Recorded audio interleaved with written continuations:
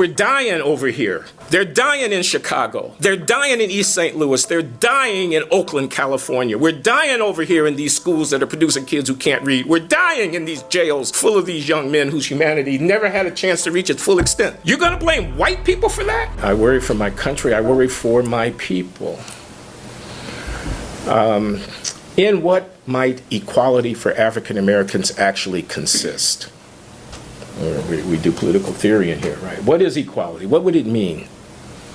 Okay. I'm in a university.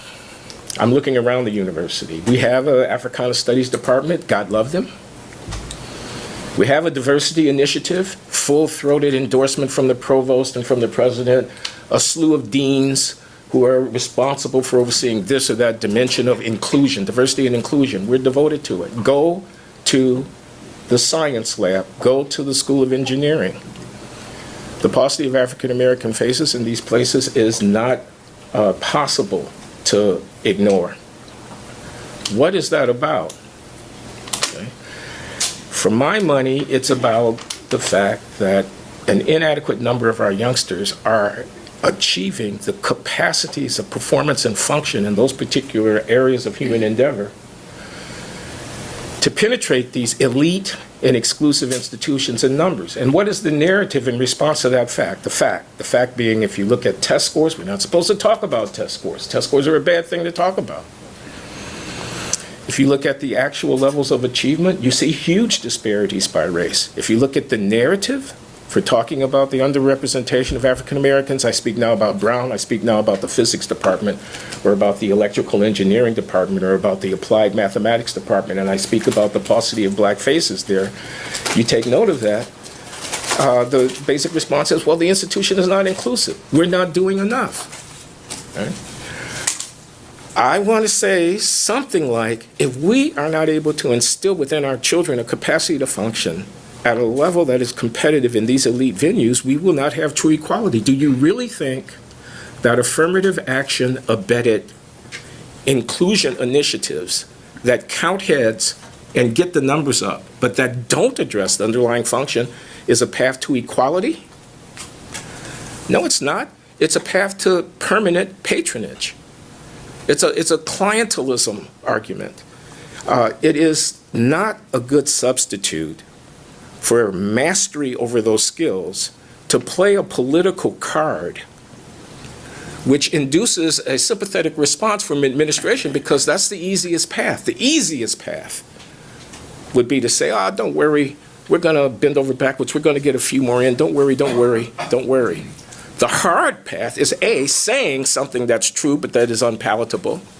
Functioning is disparate by race, and it will not change unless we actually address the objective circumstances that are producing people, some of whom are able to do the calculus course in the applied math department and others who are not. And not enough blacks are getting that developmental exposure and enhancement of their human capacity so as to be able to meet our diversity and inclusion. That's hard work. That would be hard. Just saying the fact of it is hard, and doing something about it is harder still. Much easier is this dance that we engage in, this ritual that we enact, this self-flagellation that these institutions are inclined to, in which you say, oh, don't worry, don't worry, don't worry, and yet the real business of the university continues on. Okay? So that, in my mind, is not equality. Okay? In my mind, it's not equality to have the jails overflowing with black felons. Let me just say it one more time. People who have broken the law, people who have stolen, people who have hurt other people. The jails are not full of innocent, nonviolent drug offenders who've been scooped up by racist cops. The jails are basically full of people who are dangerous, contemptuous of social order, and a threat to their neighbors, especially their black neighbors. So here we are with the jails overfull. There are too many people in prison in the United States. I've written a whole book about this.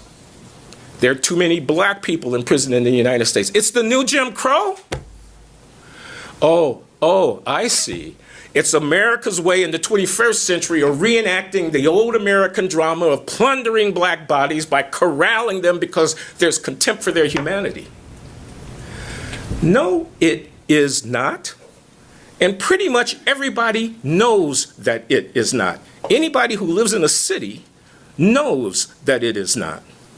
They know what the character of the threats are. They know what the pathological behavior of a few people who happen to belong to this group has wrought. Okay? And yet, the pablum, oh, it's the new Jim Crow. Oh, this is just America's way of denigrating black people yet again. Denial, a dishonest rhetoric, it's not a path to equality.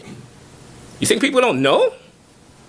They know that you can shut them up by waving the bloody shirt of racism in their faces, by wagging your finger in their faces, that you can make them go silent, doesn't change the objective facts on the ground.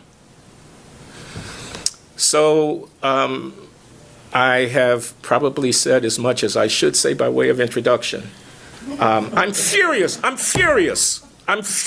here in my 70th year of life that a half century after the civil rights movement, when I look around at the intellectual and political leadership of my people, when I look at the persisting disparate circumstances that characterizes their social condition, and when I listen to the superficial and manipulative rhetoric that's offered up by way of explanation, I'm furious about that. I have decided that I'm going to devote myself to saying such truths as I think I may understand, notwithstanding the zeitgeist, on the theory that there are a few, and hopefully over time a few more, and hopefully over time a few more yet. I don't ever expect it to be a majority, who will open up the discourse and allow some air to get in. Because we're dying over here. They're dying in Chicago. They're dying in East St. Louis. They're dying in Oakland, California. We're dying over here in these schools that are producing kids who can't read. We're dying in these jails full of these young men whose humanity never had a chance to reach its full extent. You're going to blame white people for that? Well, you certainly can do it. And by the way, there are a fair number of white people who will pat you on the back for doing it. They'll give you awards for doing it. They'll make you into a star. They'll make you rich for doing it, for blaming them for the failures in your own community. Yeah, there are failures in our community. I haven't even started talking about raising children. I haven't started talking about the conditions of family life. Okay, oh, no, we're not supposed to talk like that. That would be blaming the victim, wouldn't it? Asking people to raise their children is blaming the victim? So that's where I'm coming from. Y'all have at me.